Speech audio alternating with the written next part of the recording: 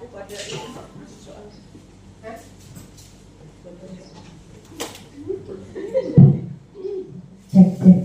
Bismillahirrahmanirrahim.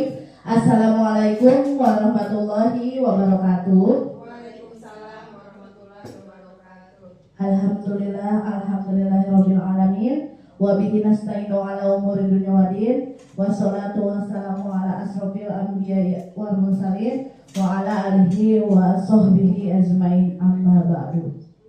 Puji dan syukur marilah kita panjatkan kehadiran Allah Subhanahu wa taala, karena pada siang hari ini kita masih diberi kesehatan dan kenikmatan iman dan Islam, sehingga kita semua bisa berkumpul untuk thalabul ilmi, mencari ilmu. Ya, di sini saya akan menyebarkan pemahaman dan penerapan pengalaman mengenai budaya positif.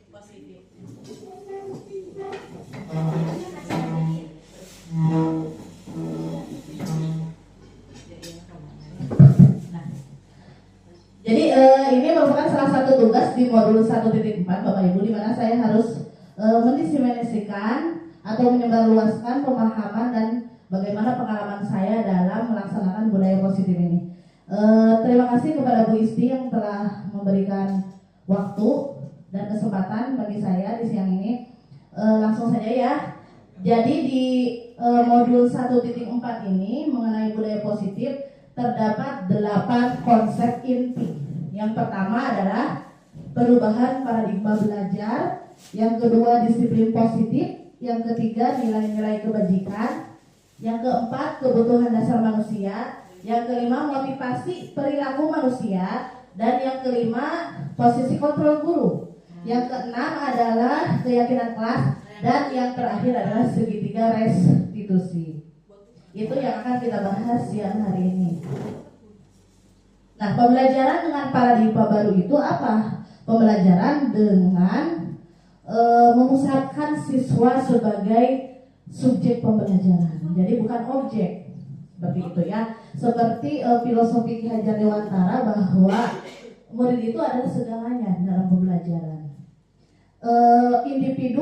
Murid sebagai individu itu memiliki bakat minat yang berbeda-beda.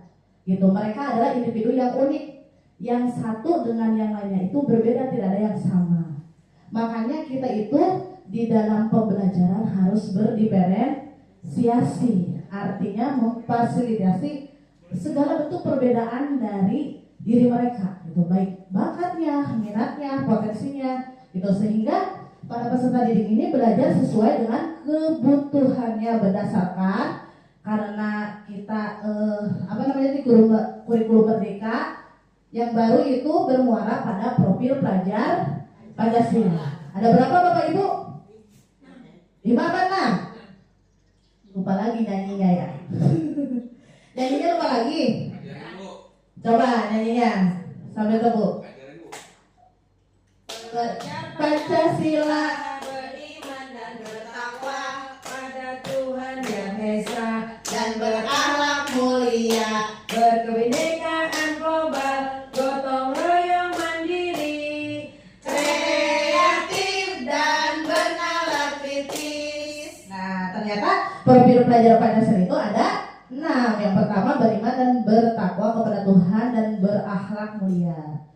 Kedua adalah berkebinekaan global, kreatif, mandiri, gotong royong, dan bernalar kritis. Itu muaranya ke sana semuanya.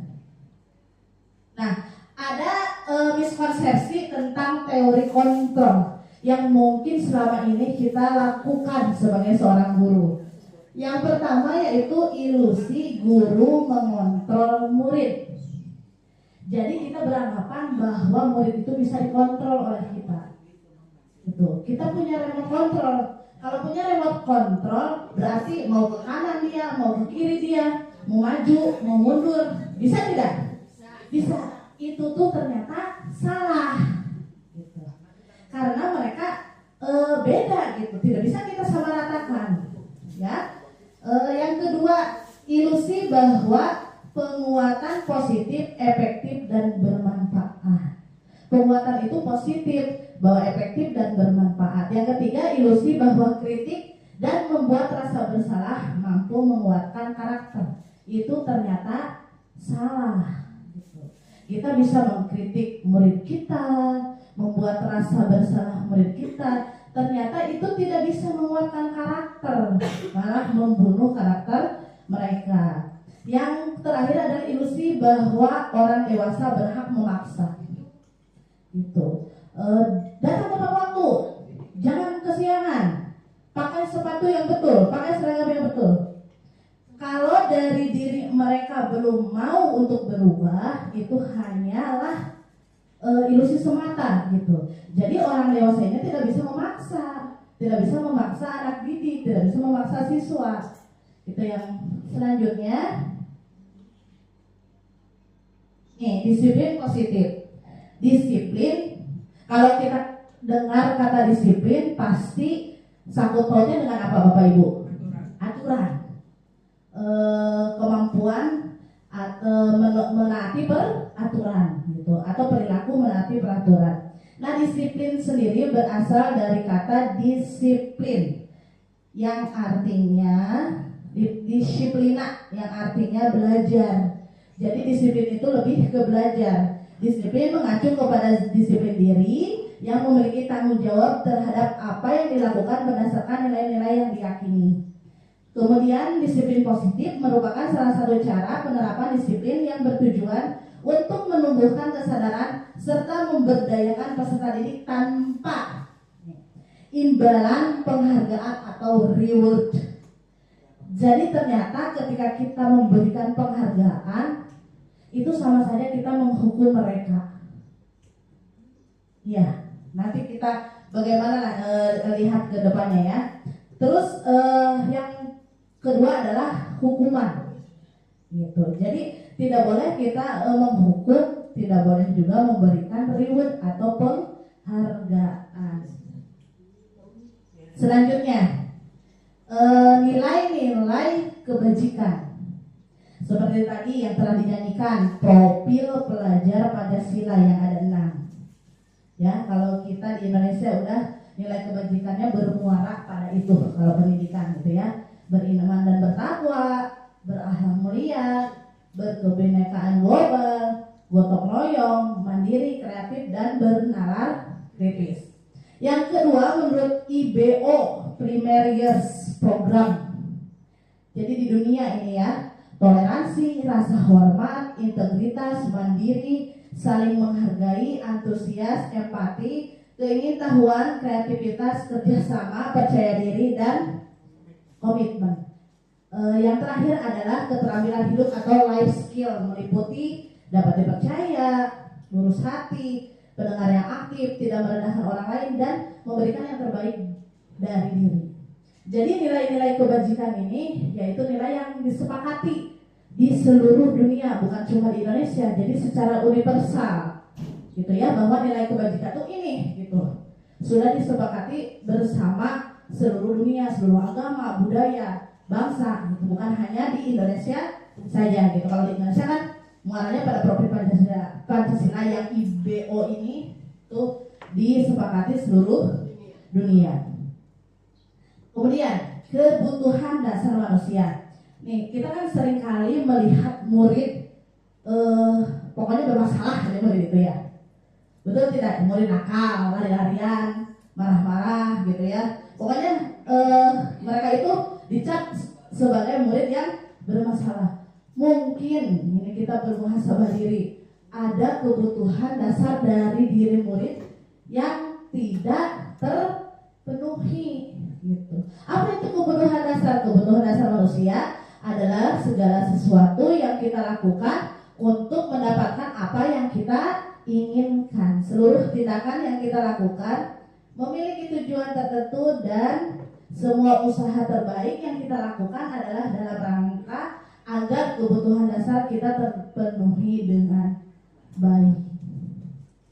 Terdapat 5 kebutuhan dasar manusia. Yang pertama yaitu kebutuhan bertahan hidup. Yang kedua, kasih sayang dan rasa diterima. yang ketiga penguasaan, yang keempat kebebasan, dan yang terakhir kesenangan. Kalau kita perhatikan, kebutuhan yang pertama ini berhubungan dengan biologis manusia. Jadi bagaimana dia mempertahankan supaya hidup. Contohnya apa? Ya makan. Kalau kita gak makan ya lemes. Lama-lama lemes ya masuk rumah sakit gitu ya. Terus akan minum, pakaian, tempat tinggal, keamanan dan kesehatan. Itu berhubungan dengan biologis. Nah yang keempat ini berhubungan dengan psikologis atau kejiwaan. Yang termasuk kasih sayang, contohnya rasa diterima, diperdulikan, berbagi, kerjasama, menjadi bagian dari kelompok. Yang ketiga, penguasaan, harga diri, keinginan untuk dianggap, memimpin, berprestasi, diakui dan didengar. Gitu ternyata murid itu butuh penguasaan, butuh pengakuan. Kita seringkali mungkin ya, baik disengaja ataupun tidak, merasa mengucilkan anak didik kita. Nah, barangkali dia pengen dianggap atau dipedulikan atau kita perhatikan gitu ya. Yang keempat, kebebasan, meliputi mandiri, memiliki pilihan, mencoba hal baru, mampu mengendalikan dan mengendalikan arah dirinya. Dan yang terakhir adalah kesenangan gitu. Bermain, humor, antusiasme dan ketawa. Ternyata murid itu butuh. Jadi kalau kita di kelas tegang gitu juga salah gitu ya. Kita tidak memenuhi kebutuhan dasarnya, kesenangannya tidak kita penuhi.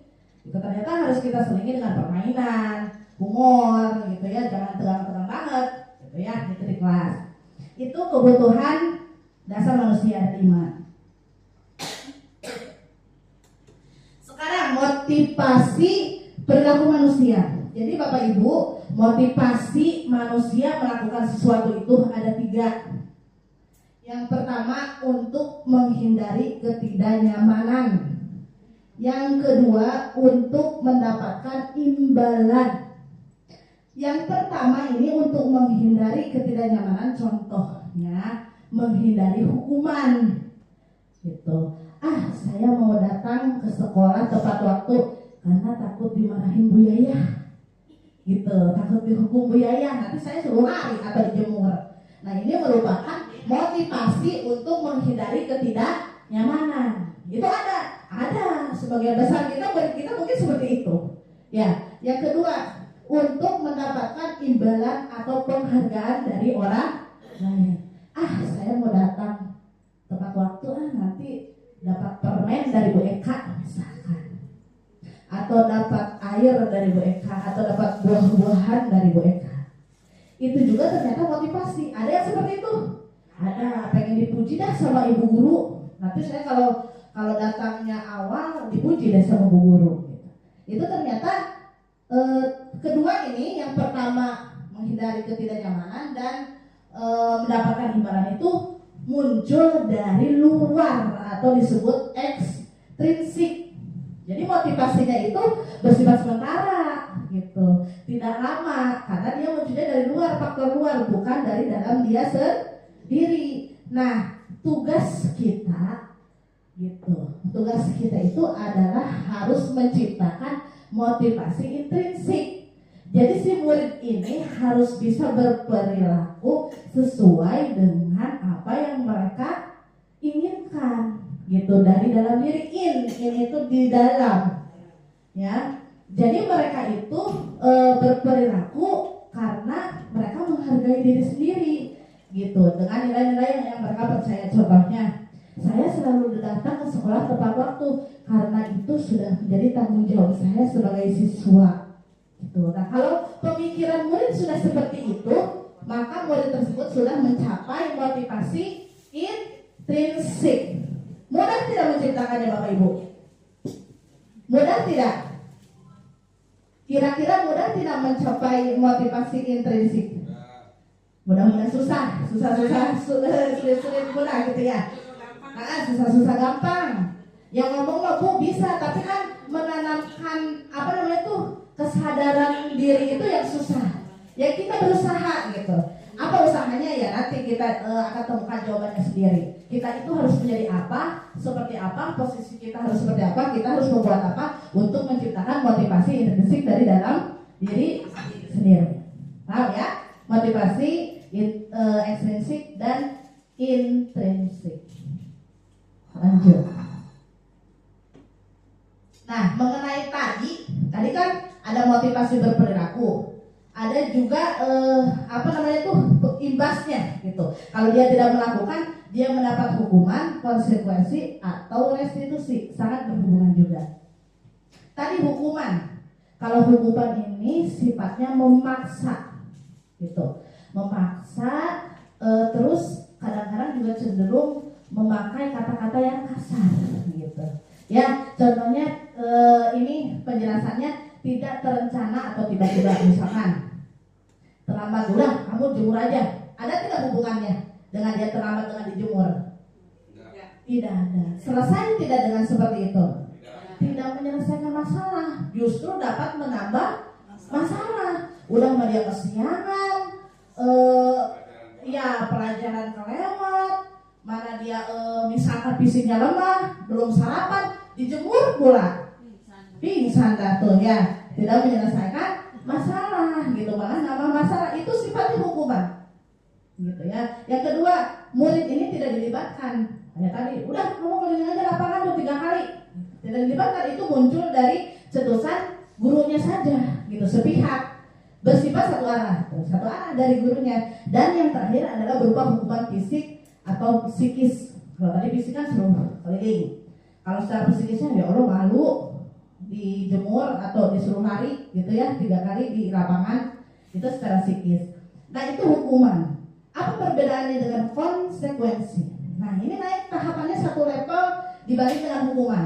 Masih mending lah gitu daripada hukuman mah. Barangkali kita mah sudah ke konsekuensi kali ya, nggak ada yang menghukum. Mudah-mudahan di sini mah udah kalau nggak restitusi ya konsekuensi gitu. Tidak ada lagi yang berposisi sebagai penghukum. Konsekuensi itu bagaimana Bu? Ini terencana dan disepakati, artinya ada kesepakatan awal. Tuh, misalkan kalau kamu datang terlambat ya udah kamu nanti nambah jam belajarnya. Kalau lah yang lain pulang jam 12, kamu pulang 12:15. Nah itu lebih ke konsekuensi gitu ya. Terus misalkan kalaulah dia tidak mengerjakan, konsekuensinya apa? Ya kerjakan dulu gitu sampai selesai. Tapi ada timbal balik dulu dengan guru gitu, ada kontrak dulu, tidak secara tiba-tiba. Dan ini berkorelasi lah. Kalau tadi kan tidak nyambung, misalkan kesiangan suruh lari, kesiangan suruh jemur, nyambung tidak nyambung gitu. Kalau ini ada korelasinya, ada keterhubungannya, nyambung gitu loh Bapak Ibu. Terus murid tetap dibuat tidak nyaman. Nyaman tidak ketika dia 15 menit nambah waktu belajar sementara yang lain pulang? Nyaman tidak dia? Tetap posisi murid itu tidak nyaman. Ya bohong gitu, kamu terlambat. Kalau istilah itunya ya. Yang ketiga, sikap guru selalu memonitor murid. Memonitor itu menjadi pemantau. Oh ini nih kesiangan nih. Ya udah kasih konsekuensi. Kamu nanti tambah jam belajarnya. Itu cenderung menjadi seorang pemantau. Dimonitor aja terus matanya jelalatan ya Bu ya. Nah yang terakhir adalah level tertinggi dari budaya positif, yaitu restitusi. Beda dengan konsekuensi. Kalau tadi ada kontrak kerja, istilahnya ada kesepakatan dengan guru. Kalau ini proses menciptakan kondisi bagi murid untuk memperbaiki kesalahan. Jadi kalau ada murid yang salah, ditanya, kenapa kamu melakukan ini? Gitu. Alasannya apa? Alasannya apa? Gitu. Terus keyakinan apa yang kamu langgar? Seperti itu. Ini lebih ke menyelesaikan masalah supaya murid ini mandiri gitu, bertanggung jawab atas kesalahannya sendiri. Gitu. Terus proses kolaboratif yang mengajarkan murid untuk mencari solusi sendiri. Jadi kita nggak ngasih solusi, biarkan saja dia yang nyari. Itu misalkan dia memukul temannya, ya udah konsekuensi apa, terus apa yang akan kamu lakukan gitu. Nanti dia jawab sendiri dan melakukannya sendiri. Itulah yang diharapkan, dicita-citakan dari budaya positif ini. Seperti itu. Bisa membedakan hukuman konsekuensi dan restitusi? Bisa ya. Jadi tahapan dengan level tertinggi itu berada di restitusi. Kalau sudah sampai itu, ya udah kita anggap sebagai berhasil, sudah berhasil.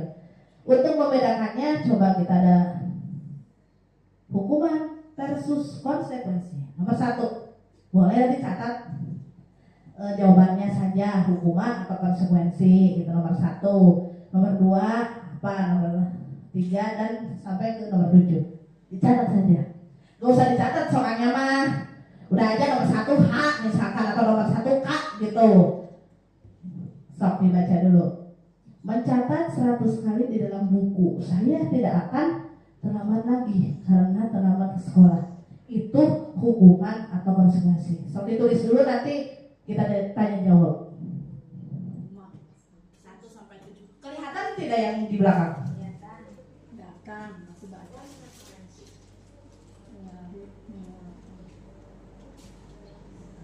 Hari memiliki lapangan basket 2 kali selama 10 menit untuk belajar di rumah. Tapi kalau kan benar.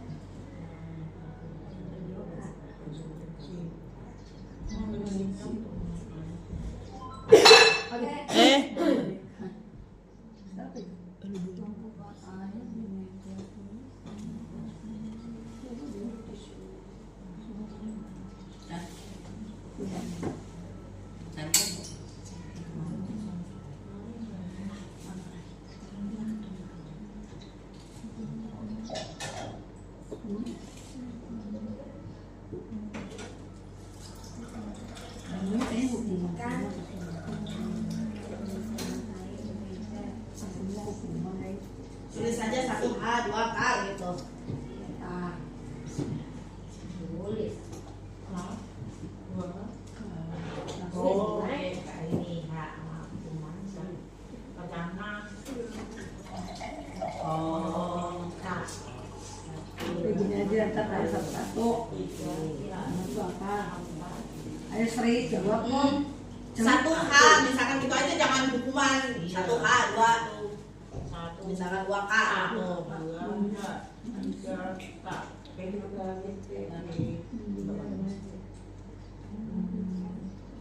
Murid diminta untuk push up 15 kali karena tidak menggunakan masker ke sekolah. Itu hukuman atau konsekuensi? Iya, ditulis satu nanti di kita tanya jawab 1 sampai 7. Sudah sampai 7 belum? Belum ya? Tulis di mana? Di HP, di kertas boleh? Tanya jawab, tanya satu-satu. Iya. Nanti kita tanya satu-satu. Sama alasannya. Kenapa itu disebut hukuman? Kenapa itu disebut konsekuensi?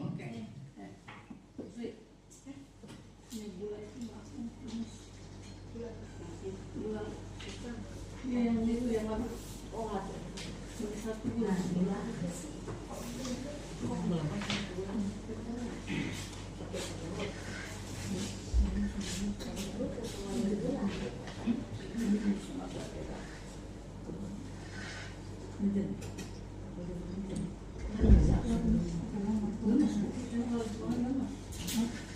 apa sih? Buku apa? Hukuman.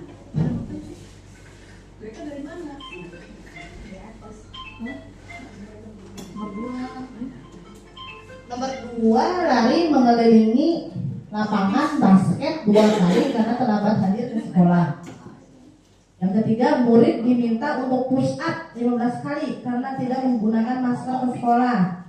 Yang keempat, menggantikan kertas tugas teman yang telah dicoret-coret. Yang kelima, membersihkan tumpahan air di meja tulis karena tersenggol pada saat belajar. Yang keenam, murid disuruh untuk tidak mengenakan sepatu seharian di sekolah karena tidak menggunakan sepatu hitam.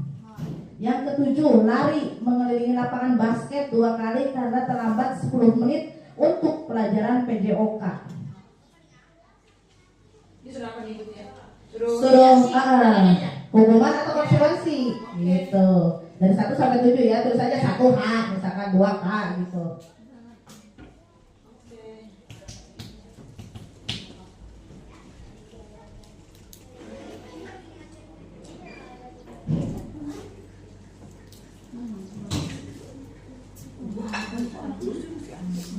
Nomor saya Bu. Boleh, nomor 1 ya.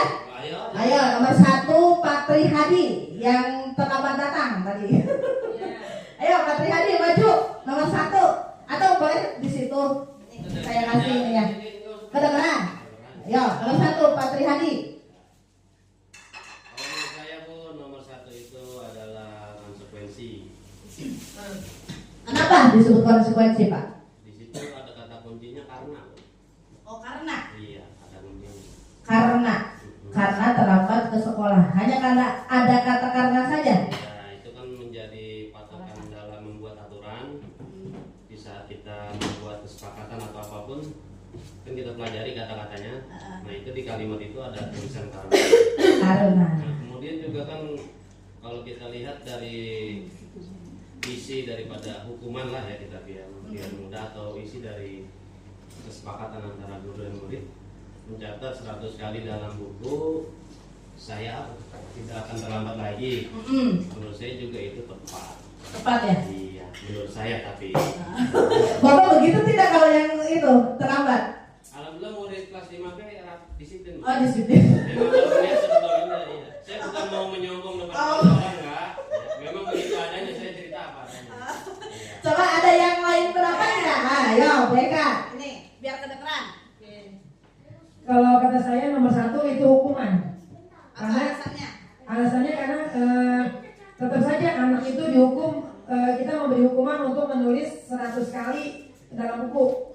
Gitu, walaupun ada kata karena dia terlambat ke sekolah, jadi dia dihukum. Gitu kan, dihukum ya, guru memberi hukuman konsekuensinya untuk mencatat 100 kali di dalam buku. Saya Putria. Ya, coba. Aktif banget dah. Guru-guru jalan 2 aktif banget. Keaktifan. Siapa dulu? Untuk nomor 1 saya sepakat dengan Bu Eka, itu adalah hukuman. Karena kita di sini itu hampir mirip-mirip, cuman dari sudut pandang aja. Karena di situ mencatat bahwa 100 kali di dalam buku, mencatat 100 kali di dalam buku, saya tidak akan terlambat lagi karena terlambat ke sekolahan. Nah, di situ dikatakan udah 100 itu aja nominalnya udah jelas 100. Banyak banget gitu. Ya, banyak banget. Ya, kalau cuma mungkin 10 atau 5 bisa jadi Masih itu mending. ya mending. Tapi kalau di situ kalau udah tercatat 100 kali itu dari sudut pandang saya ya. Kita menghargai dari sudut pandang siapapun. Mungkin itu aja. Zaman dulu. 100 kali. Gitu. Oh, nanti nomor 2, oke? Kamu dulu juga nomor 1. Oh, nomor 1, oke. Sependapat tidak dengan mana yang sependapat? Kalau saya sependapat dengan Eka Bu Ratna Nur, karena 100 kali itu membuang-buang waktu menurut saya. Karena kelamaan, jadi dia merasa ketinggalan negara. Oh iya. Oke.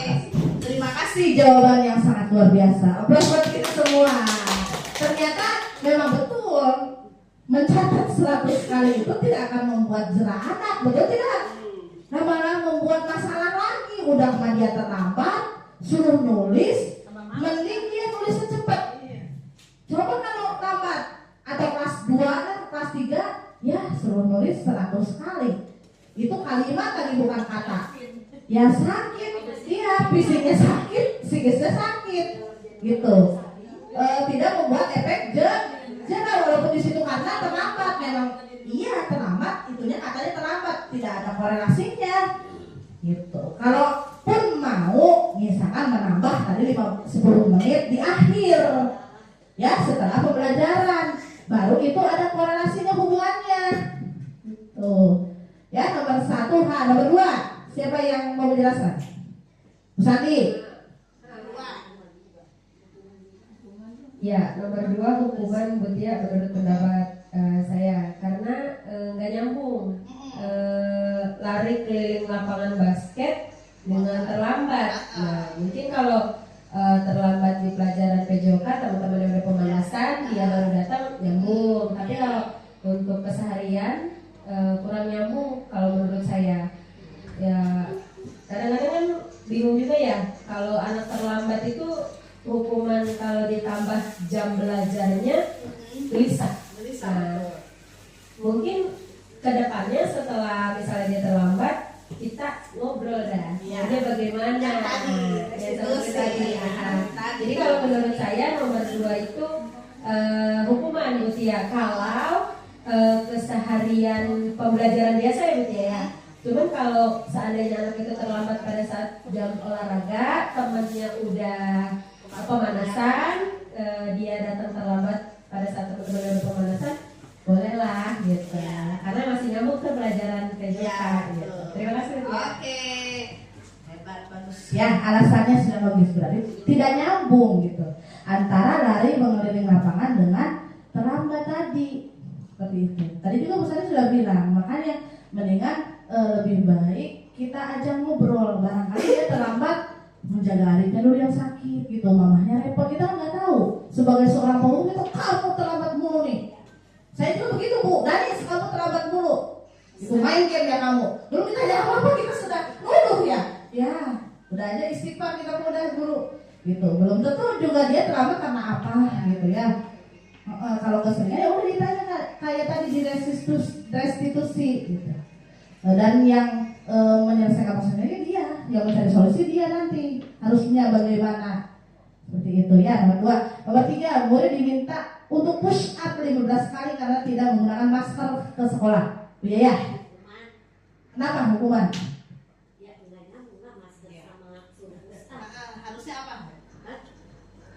Harusnya beliin maskernya. Harus betul. Karena tidak nyambung berarti sekolah harusnya menyediakan masker gitu, takutnya atau di kelas ya takutnya ada siswa yang tidak memakai masker. Ini mungkin saat zaman Covid lah, zaman sekarang kan tidak ada aturan seperti ini ya. Yang keempat, menggantikan kertas tugas teman yang telah dicoret-coret.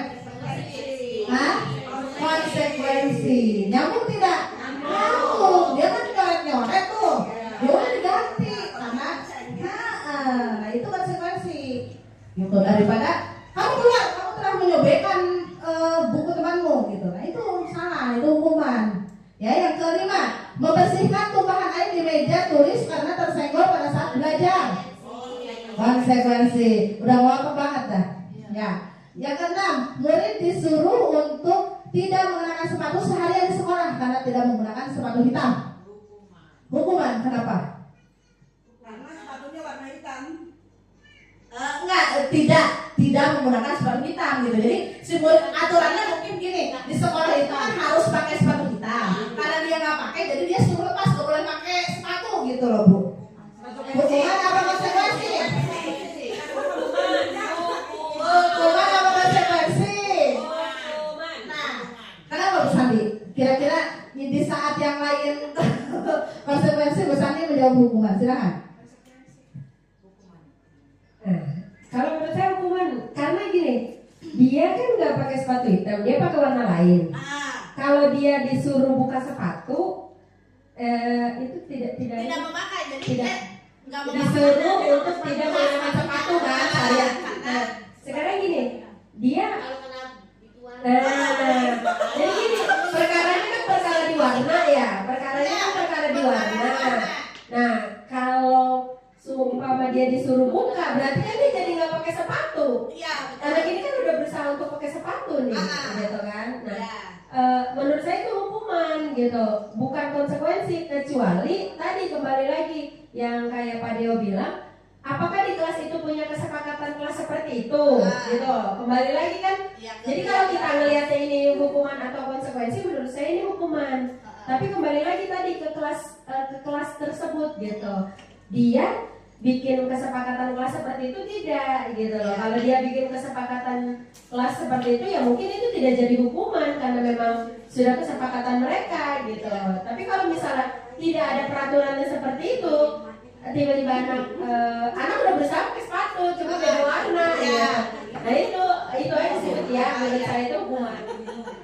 Betul. Kasihan jadi Betul, menimbulkan masalah lagi baru. Belum ntar dia sekolah kita kan tahu sendiri ke belakang ada pecahan beling, duri gitu, menambah masalah lagi seperti itu. Dan kalau konsekuensinya harusnya seperti apa kira-kira? Kalau dia misalkan pakai sepatu mah pakai, cuma warnanya putih gitu. Dicat sepatunya. bisa disediain plastik hitam putih ya. Kalau wajah hitam jadi bagus lagi. Iya, sakit kreatifnya itu guru ya. Sekarang nggak usah nyeker, kalau nyeker terus ganti plastik kan sama aja ujungnya. Iya, betul. Misalnya gini, dia pakai sepatu putih nih. Kita sediain, kamu kan nggak pakai sepatu itu, kantongnya kresek. Bisa. Ya udah, kalau memang keyakinan pasar seperti itu gitu ya. Dan kembali lagi ya tadi direstitusi gitu. Kenapa dia sampai pakai sepatu hitam gitu?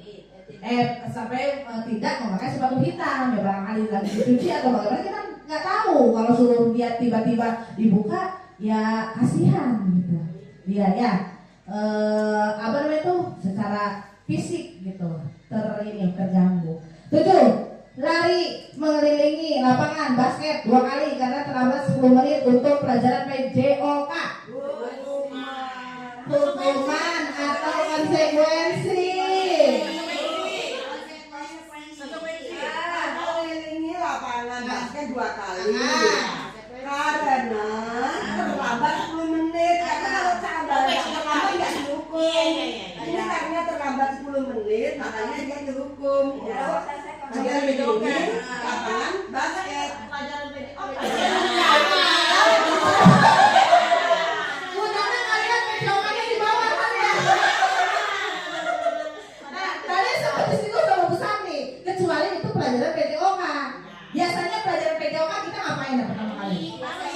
Pemanasan, lari gitu salah satunya, atau pegangan gitu. Karena dia tidak terlambat, terus lu lari, hitung-hitung dia pemanasan. Ada hubungannya tidak? Ada. Gitu. Ini ada juga Wir mau basket mau Gitu ya, ini ternyata ini jawabannya. Tadi sebagai bahasa betul. Satu hukuman, yang kedua hukuman juga, yang ketiga hukuman, yang keempat benar konsekuensi, kelima konsekuensi, keenam hukuman, dan yang ketujuh adalah konsekuensi. Ya, betul semua. Betul. Dinilainya 100. Berapa teman kemudian? Kalau nilai itu kan buat ya istilahnya buat ini ya, motivasi.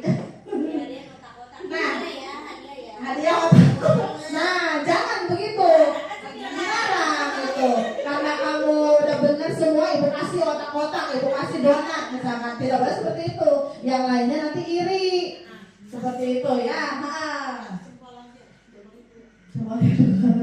Nah, berkaitan dengan tadi restitusi, hukuman, konsekuensi, ternyata ada 5 posisi kontrol guru. Kita itu ada di posisi mana? Nah, saya ini kan lagi rukun, aduh banyak istimewa. Saya mau apa namanya? Ya selama ini ya begitu apa adanya yang kita mau jujur ya. Nggak sempurna lah namanya guru kan ibarat kata pembelajaran sepanjang hayat gitu. Kita belajar terus menerus gitu.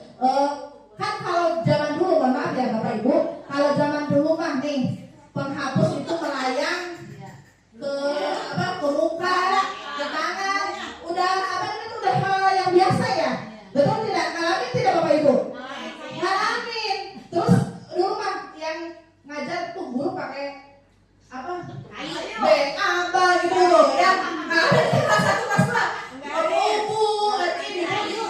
Nah iya, geplak gitu ya. Geplak aja kalau yang suka ngobrol yang itu. Tapi itu zaman dulu gitu. Iya, itu zaman dulu gitu. Zaman sekarang kan beda kodrat, beda zaman gitu. Kodrat zamannya sudah tidak mentolerir akan hal itu. Ya. Ada apa saja ini posisi kontrol guru? Yang pertama hukum. Ya. Yang kedua pembuat rasa bersalah. Ya, sebagai pemantau. Kalau pemantau tuh matanya jeli-jeli gitu ya, dari telinga, mata, jeli-jeli. Satu-satu lah pokoknya Pak. Yang terakhir manajer. Tentu. Pokoknya Pak, udah ngalamin dah kita Pak ya. Coba perbedaannya. Tapi yang mana nih yang sering kita lakukan? Gitu.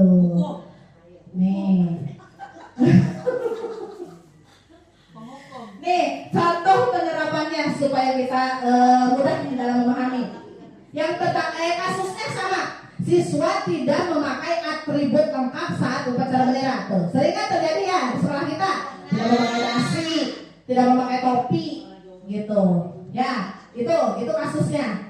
Yang pertama, nanti yang tidak pakai dasi habis upacara baris bisa. Hormat tuh berbendera 1 jam. Gitu. 1 jam. Lama banget pasti ada. Itu sebagai apa posisinya? Hukum, kejam ya, kejam banget ya. Iya, kejam banget itu hukum. Tapi benar nggak? Kita sering melakukannya, sering, cuma nggak sampai 1 jam. Ya, paling 1 menit gitu. Itu sebagai penghukum. Yang kedua, ditanya nih, si siswanya ditanya, bukan hukum, ditanya aja gini. Berapa kali bapak atau ibu memberitahu kamu selalu saja mengecewakan ibu bapak. Gitu kayak memelas. Gitu kayak memelas terus membuat rasa bersalah. Saya kecewa. Bagaimana? Coba kalau guru ngomong kecewa, kita merasa bersalah tidak sebagai murid? Iya kan, merasa bersalah karena aduh guru saya udah ngomong kecewa nih. Gitu saya merasa bersalah. Berarti posisi kita saat itu adalah pembuat rasa bersalah.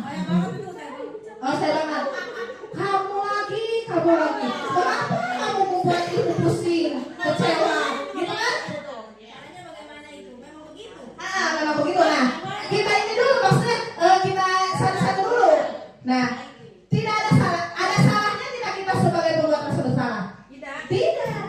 Tergantung situasi dan kondisi. Tidak selamanya penghukum juga salah. Tidak selamanya pembuat rasa bersalah. Cuman kalau yang perfect ya sebagai manajer gitu. Ya, gitu. Tergantung situasi dan kondisi. Yang ketiga, ayo dong ikuti aturan sekolah. Tolong bantu ibu sekali ini, jangan sampai berbuat seperti ini ya. Gitu. Lebih ke apa itu kayak teman aja ngobrol gitu. Aduh Bu Sri, besok mah jangan terlambat atuh Bu, gitu ya. Gitu, itu sebagai teman, gitu. Itu perbedaannya. Tolong bantu ibu, nanti ibu dimarahin ibu kepala kalau kamu terlambat terus. Itu sebagai teman. Nah, yang keempat masih sama kasusnya, siswa tidak memakai atribut yang lengkap. Yang keempat sebagai pemantau. Nah, derajatnya agak tinggi nih. Kata saya tadi kan matanya jalan, telinganya jalan ya. Kamu sudah melanggar pada peraturan sekolah. Kamu tahu konsekuensinya?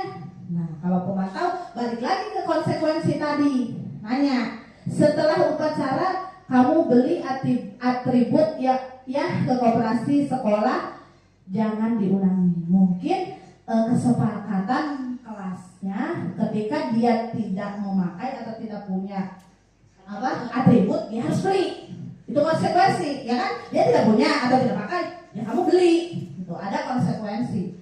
Yang terakhir nih, mah posisi sebagai manajer.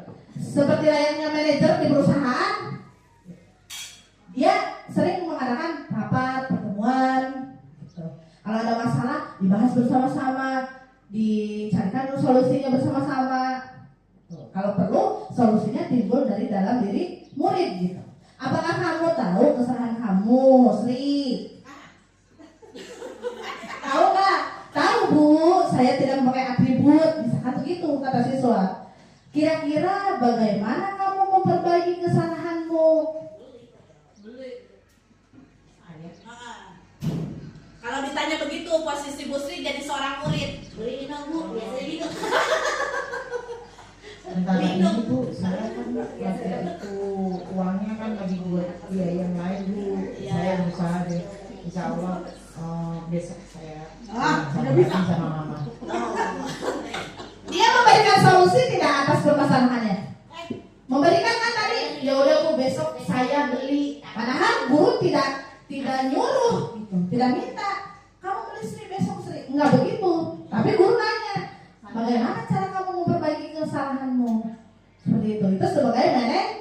manajer. Bisa membedakan? Bisa. Kalau bisa membedakan, coba ini. Iya, dengan sendirinya karena kita kan coaching. Waktu itu kan kita belajar coaching gitu ya. Terus, saya kecewa sekali dengan kamu. Posisi apa? Ya, merasa bersalah. Kalau guru sudah ngomong kecewa, murid itu merasa bersalah. Ya. Yang kedua, kamu tidak pernah benar melakukannya. Ayo lari 3 keliling. Penghukum. Tidak bisa membedakan. Yang selanjutnya, apa rencanamu untuk menyelesaikan masalah ini? Sebagai apa ini? Manajer. Mpok memperhatikan dari namanya serius. Benar Pak. Kenapa manajer? Kenapa Bu Ratna?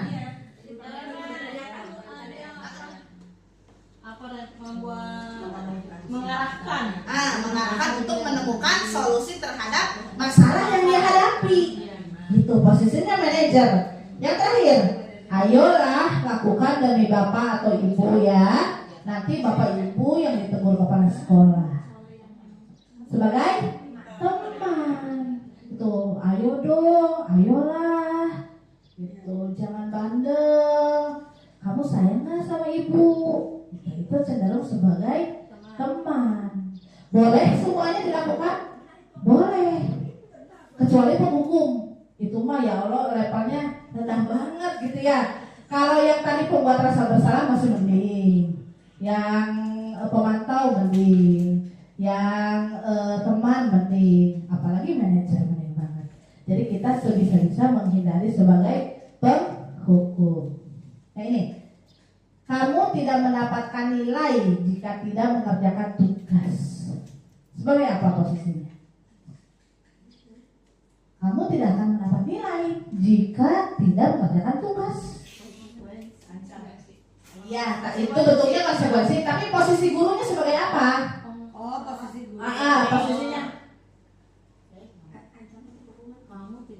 Kamu tidak mendapatkan nilai jika tidak mengerjakan tugas. Hukum atau pemantau. Bisa sih mantap juga ya. Tadi kan saya bilang kalau pemantau itu hubungannya dengan adanya konsekuensi gitu. Berarti konsekuensinya dia tidak mendapat nilai. Kalau dia tidak mengerjakan tugas, konsekuensinya apa? Dia tidak dapat nilai gitu. Ini cenderung sebagai pemantau gitu. Ini nih si Anu gak ngerjain, si Sri tidak mengerjakan tugas nih dari kemarin. Gitu. Udah aja saya ini kan dipantau tuh dari kemarin ya. Udah aja saya gurunya bilangin, kamu tidak mendapatkan nilai Sri jika tidak mengerjakan tugas. Gitu. Terus sebagai pemantau.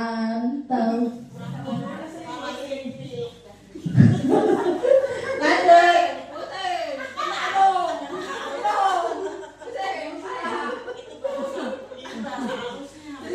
Herman ya saya. Kerjaan di rumah. Itu bahasa halusnya, bahasa katanya. Pening. Nah, selanjutnya keyakinan kelas. Sebagian besar saya lihat di kelasnya sudah ada keyakinan kelas, tapi sudah betul belum cara pembuatannya? Apa sudah nuansanya sudah positif belum, gitu ya?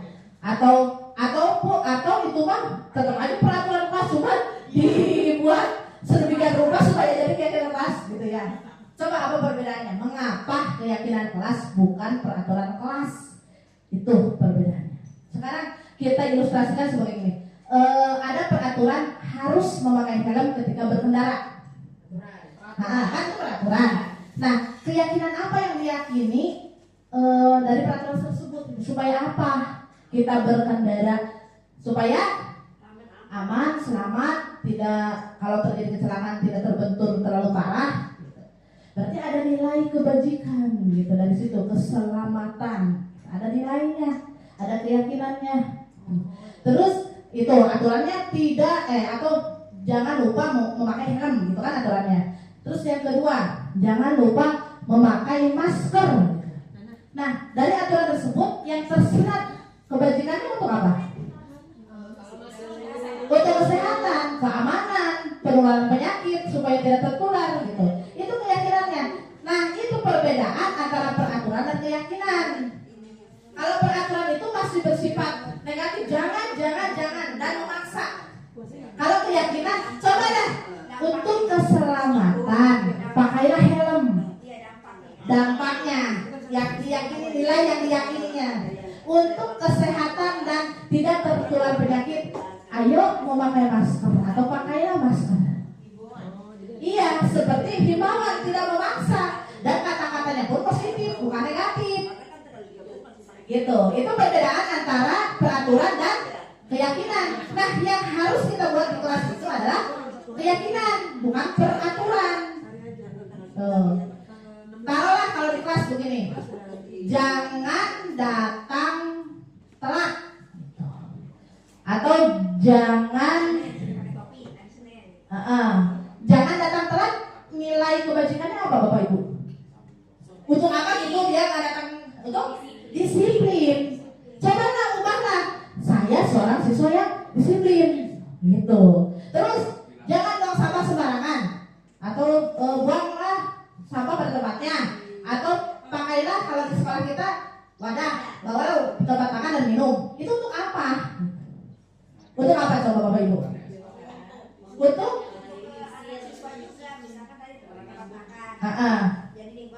nah, untuk itu nilainya kebersihan.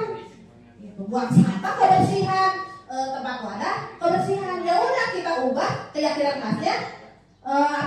Saya siswa yang cinta kebersihan gitu. Ketika dia mencintai kebersihan, ya udah dia kan bawa wadah, nyapu, ngepel, tidak membuang sampah, gitu. Itu ya perbedaannya. Nah, iya, kembali ke habit. Makanya, Bu, ketika kita membuat keyakinan itu tidak sekonyong-konyong dari kita, gitu. Kita bicarakan, diskusi dengan murid. Murid maunya apa sih untuk menciptakan kelas yang aman dan kondusif? Gitu. Ya. Terus nih, bagaimana caranya? 1, siswa menuliskan keyakinan yang mereka yakini. Udah aja nulis, biarin aja ada. Jangan terlambat, jangan ngobrol, jangan mengganggu. Biarin aja. Apa yang tulis? Kemarin juga siswa saya seperti itu. Tulis aja. Biarin aja mereka sesuai inisiatif sendiri. Nulis aja sebanyak-banyaknya. Kamu mau apa supaya kelas ini aman tertib? Udah, mereka nulis. 2, siswa dan guru mengulas keyakinan yang tertulis. Nah, nanti gurunya mengulas. Oh iya ini, jangan ini, gitu. Dan memberikan penguatan gitu bahwa kalau jangan, harus itu masih bersifat peraturan. Artinya memaksa gitu. Coba kita yakini supaya apa ini membawa wadah itu tidak terlambat itu gitu. Diarahkan sama gurunya. Yang ketiga, guru dan siswa memilah keyakinan kelas yang penting. Kan kadang-kadang ada yang nggak penting ya. Bu di dalam bawa HP ya, kamu udah jelas gitu. Udah yang nggak penting ini dulu. Terus kan kadang-kadang ada yang sama. Kita pilah-pilah, membawa tempat bekal, jangan membuang sampah. Gitu. Piket kelas jadi satu tuh. Pokoknya yang kebersihan jadi satu gitu. Terus nanti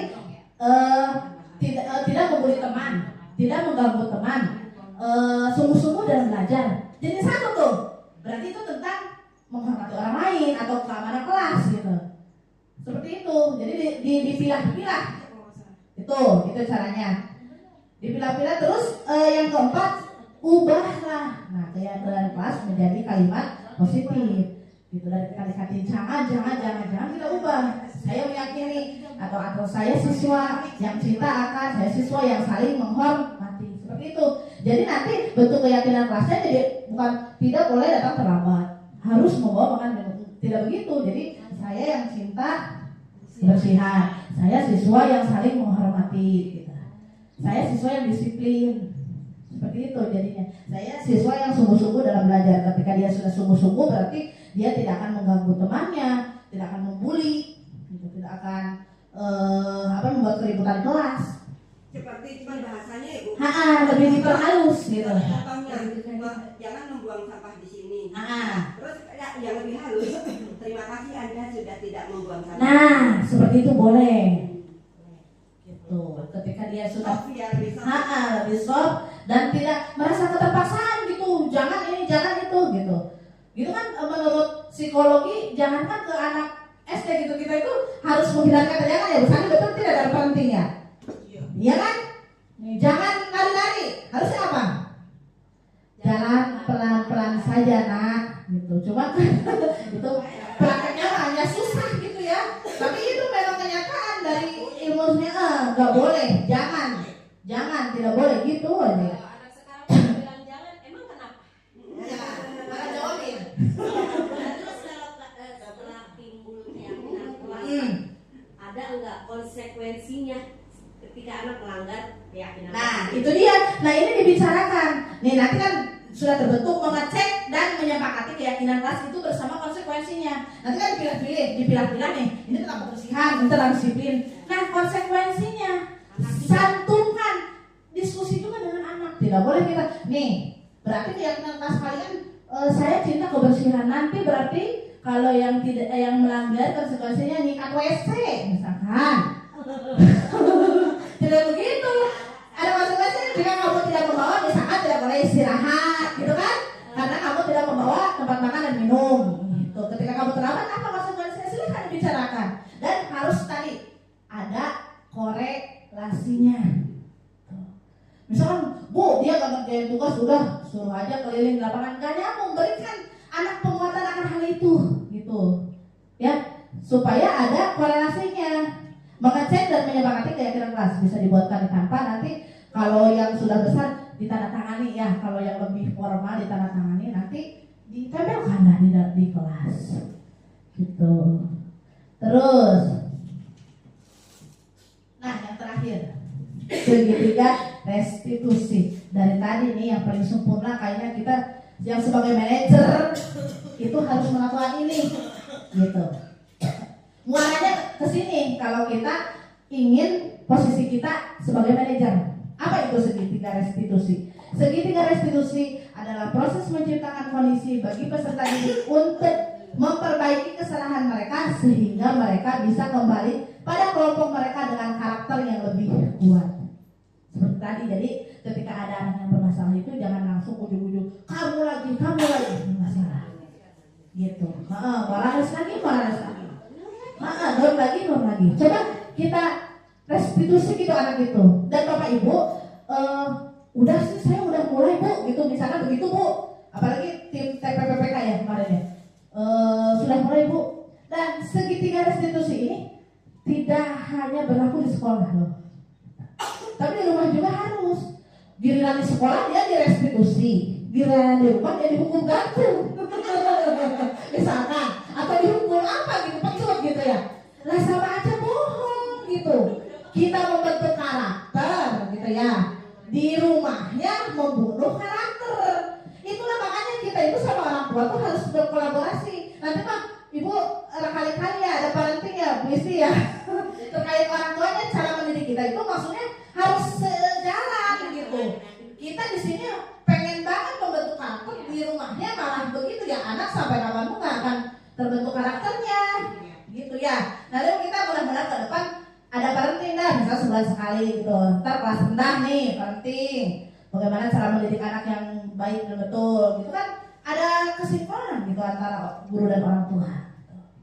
Ini bagaimana tahapnya? Namanya segitiga pasti ada 3 tahapan. Yang pertama adalah menstabilkan identitas. Jadi jangan langsung sekonyong-konyong kamu lagi berantem gitu, nggak sekonyong-konyong begitu. Suruh tenang dulu gitu. Tadi Ibu dapat laporan ya Mor gitu. Kamu marah-marah sama Gon misalkan. Ada apa yang terjadi? Ditanya dulu. Jangan kamu lagi ini berantem langsung emosi lah. Dia katanya emosi, kita emosi gitu. Ya dua-duanya ya salah gitu. Iya, malah tidak menemukan solusi kalau seperti itu. Itu dia menstabilkan identitas, mengembalikan bahwa semua orang itu pernah bersalah, pasti bersalah. Dan dari kesalahan itu dapat ditemukan solusinya, itu bisa diselesaikan lah intinya mah. Nah, yang kedua adalah validasi tindakan yang salah. Nah, kita langsung ke masalah masuk. Tadi kenapa kamu memukul Gon Mor? alasannya. Oh dicerita tuh, gitu ya dari A sampai Z.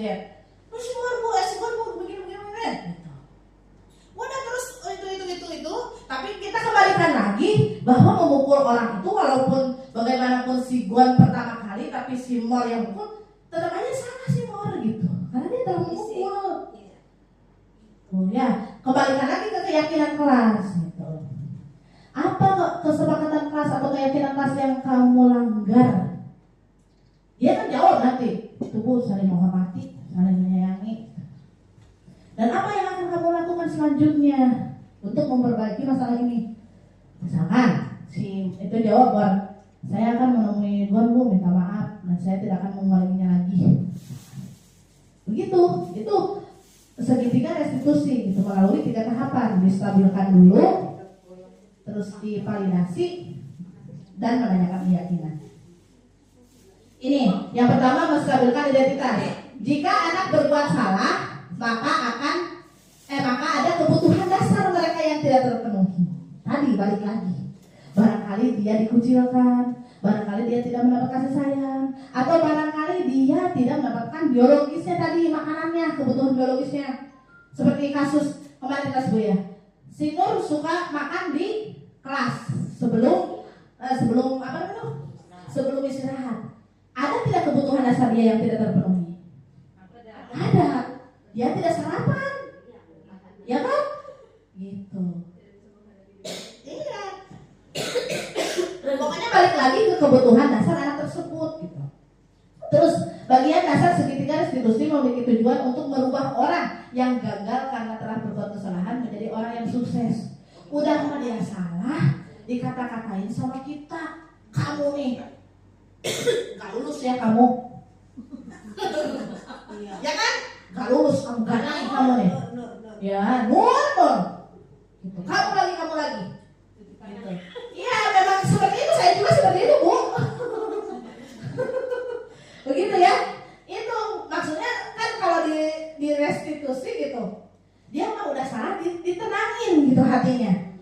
Nur, kalau misalkan tadi Mor, jika ibu ada di posisi kamu, ibu juga akan melakukan hal yang sama, misalkan diejek gitu.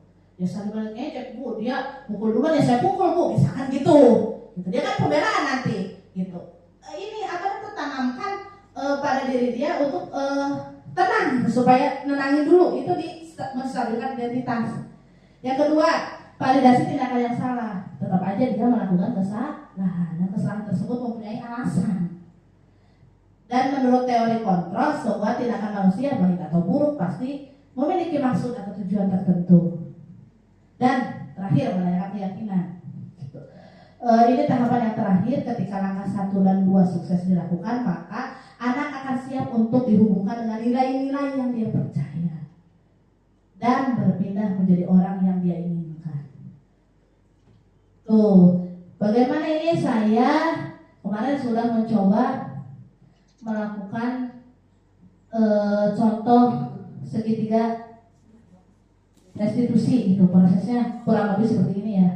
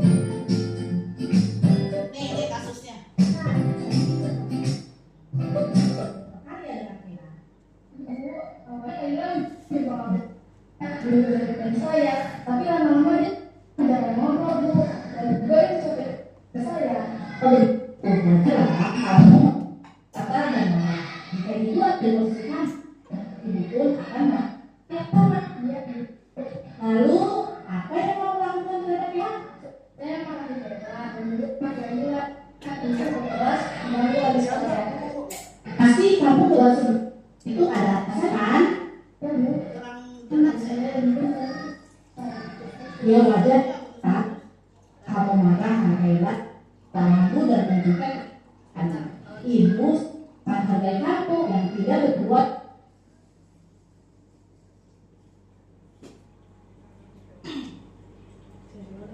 Jaringannya ini enggak tahu dah. Bluetoothnya apa? Coba.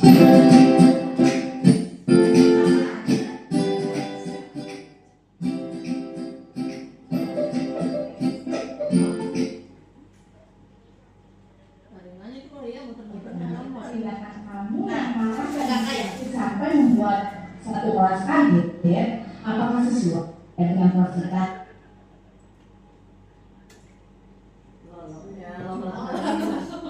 Pekerjaanmu. Ibu sangat menghargai kamu yang tidak berbuat buruk lebih dari itu.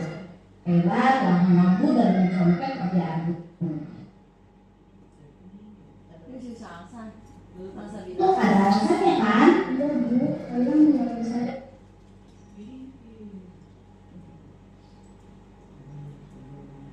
Lalu apa yang mau lakukan terhadap kita?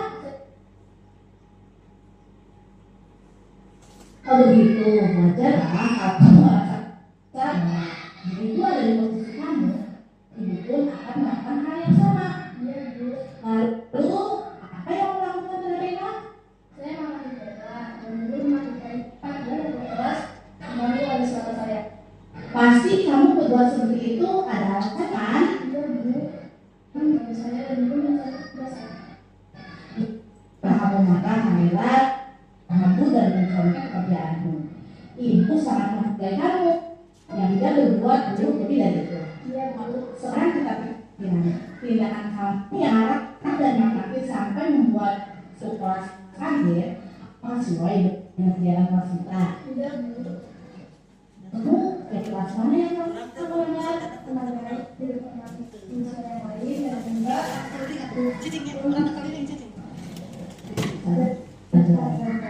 Iya betul. Menurut kamu saling menghormati atau menghargai antar teman itu penting tidak? Ada kamu. Oke baik, kalau itu penting buat kamu. Ya. Apa yang harus dijelaskan pada teman-teman? Sabar dan berdoa.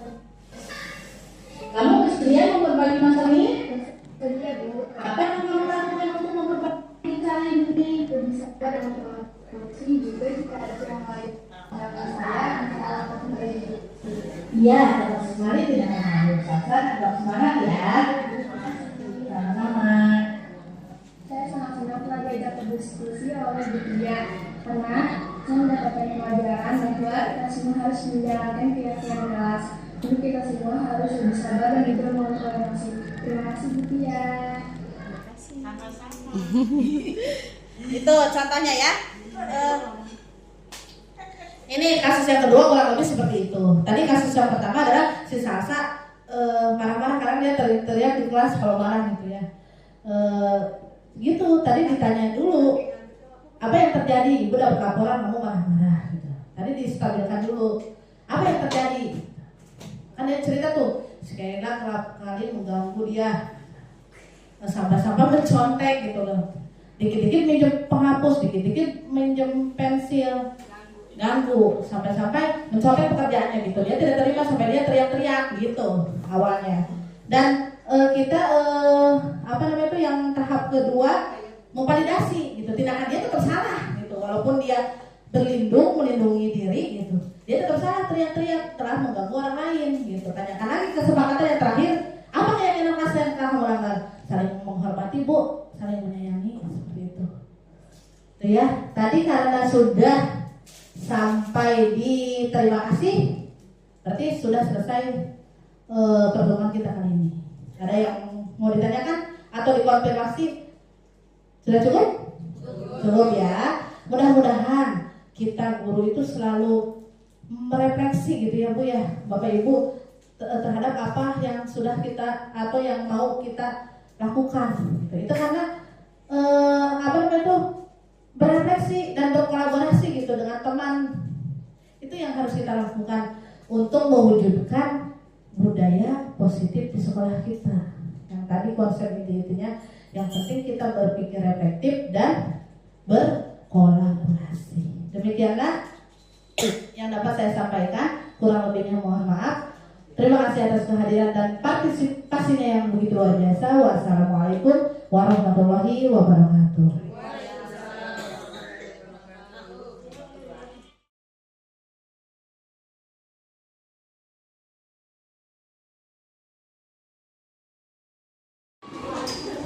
Assalamualaikum warahmatullahi wabarakatuh. Waalaikumsalam warahmatullahi wabarakatuh.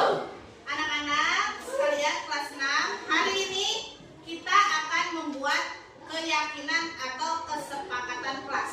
Sudah mendengar apa itu keyakinan kelas? Ada yang tahu? Ada yang tahu keyakinan kelas? Semacam tata tertib atau peraturan, tapi berbeda jauh. Kalau peraturan atau tata tertib itu datangnya dari orang lain, sudah ada gitu, bukan dari diri sendiri. Jadi sifatnya mengikat kalau peraturan itu.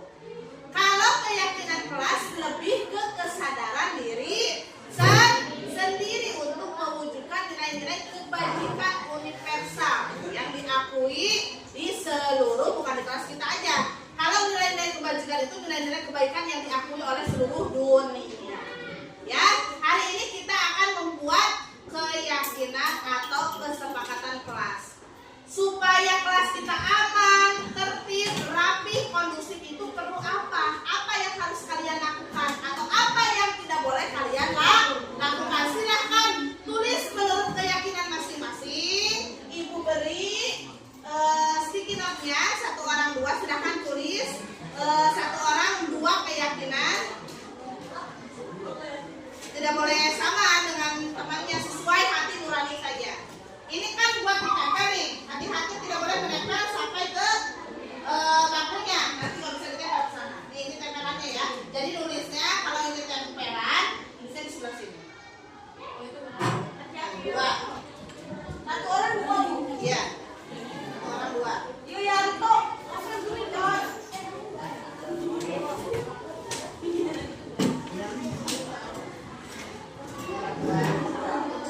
Silakan tulis. Tulis nama nggak Bu? Nggak perlu.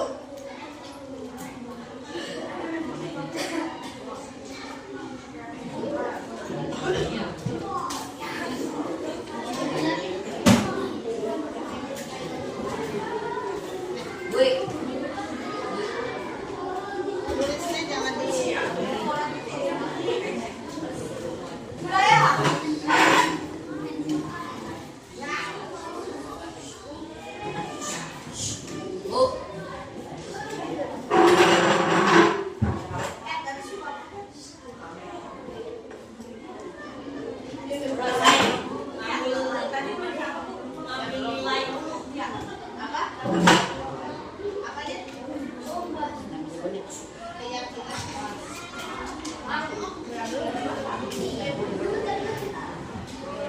apa yang boleh kalian lakukan, apa yang tidak boleh.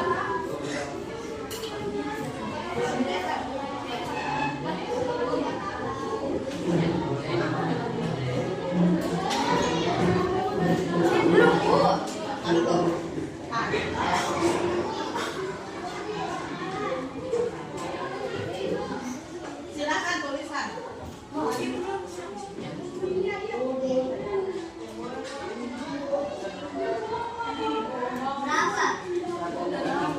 Zat, ada yang belum kebagian? Sudah, silakan tulis. Sudah.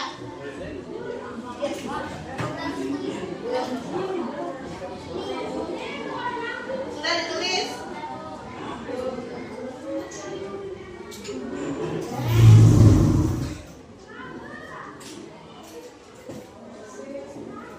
Kalau sudah ditulis, silakan tempelkan ke papan tulis.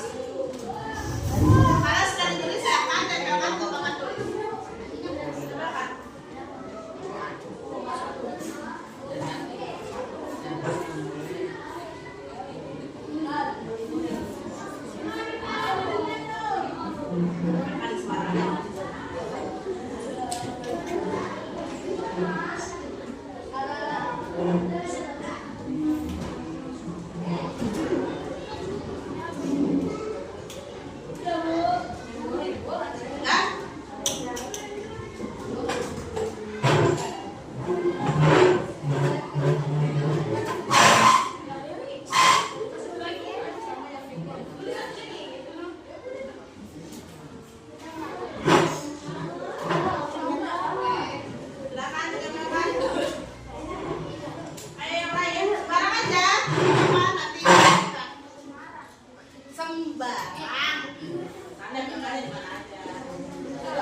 Ayah yang lain.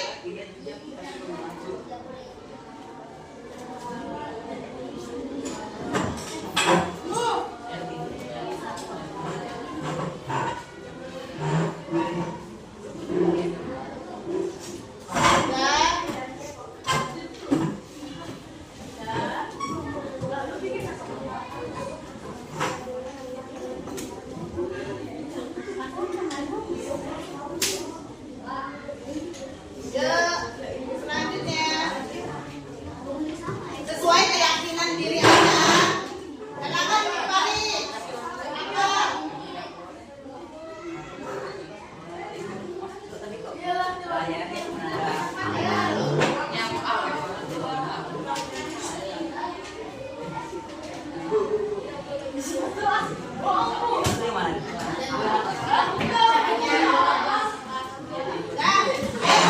Silakan dulu, Bu.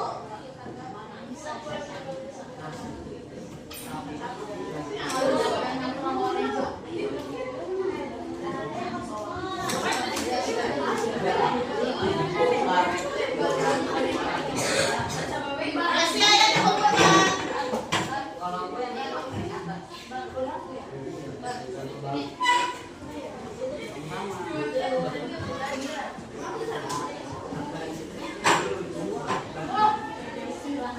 Ayah, siapa yang belum maju? Rizky, Rudi.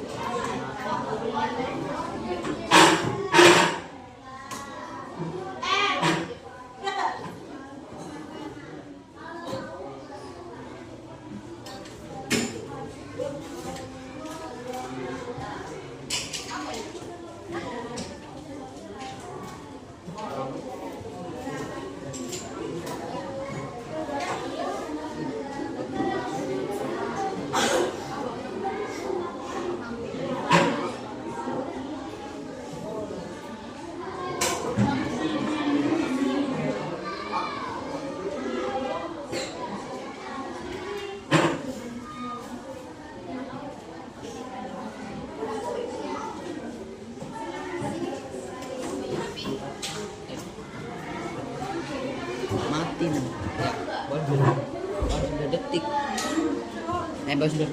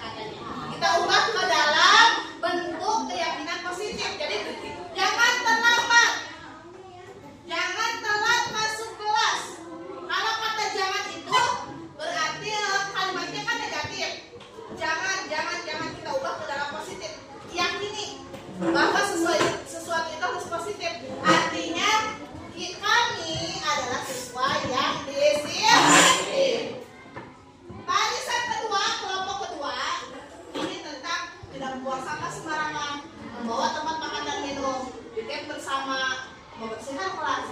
Tentang apa ini? Tentang apa? Tentang apa? Kebersihan. Nilai kebajikan yang kalian sepakati ini tentang kebersihan. Berarti apa keyakinannya? Kami adalah siswa yang cinta kebersihan. Kalau kalian sudah cinta kebersihan, artinya kalian nanti membawa tempat makan dan minum dari rumah, menjalankan piket, tidak membuang sampah sembarangan. Seperti itu ya. Ini keyakinan yang kedua. Keyakinan yang ketiga, setelah dikelompokkan nih, tidak boleh mencontek saat belajar, harus memperhatikan guru, harus mendengarkan guru, tidak boleh mencela guru ketika berbicara. Ini tentang apa? Suasana saat apa?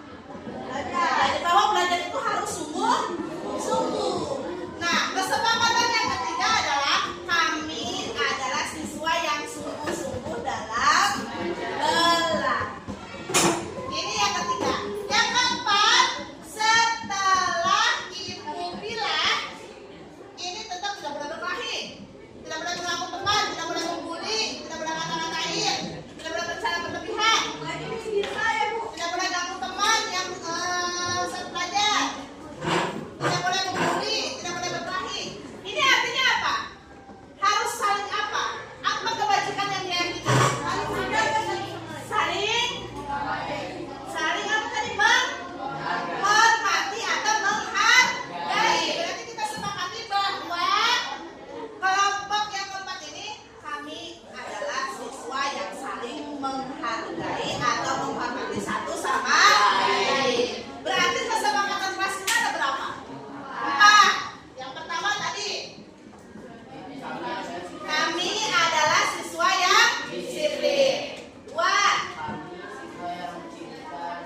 kami siswa yang cinta kebersihan. 3, kami adalah siswa yang sungguh-sungguh dalam belajar. Yang terakhir,